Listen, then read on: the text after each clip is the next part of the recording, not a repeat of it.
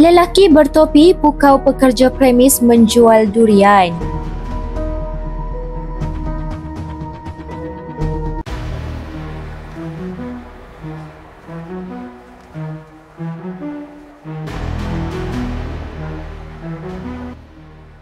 Seorang pemilik premis menjual durian mendakwa pekerjanya telah dipukau seorang lelaki bertopi yang datang ke kedainya untuk membeli durian.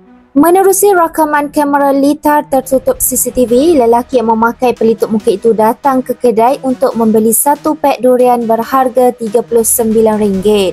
Lelaki itu kemudiannya menyerahkan wang kertas RM100 kepada juruwang berkenaan.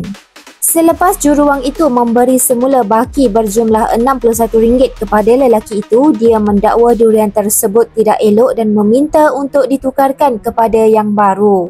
Juruwang tersebut meminta lelaki itu untuk memilih semula durian yang lain manakala wang baki yang tadi telah dimasukkan ke dalam poket lelaki itu. Selepas durian tersebut telah ditukarkan, lelaki itu mendakwa telah memberikan RM100 kepada juruwang berkenaan walhal baki tersebut telah dipulangkan oleh juruwang terbabit. Dia kemudiannya membatalkan hasratnya untuk membeli durian dan meminta semula RM100 yang tidak dibayarnya.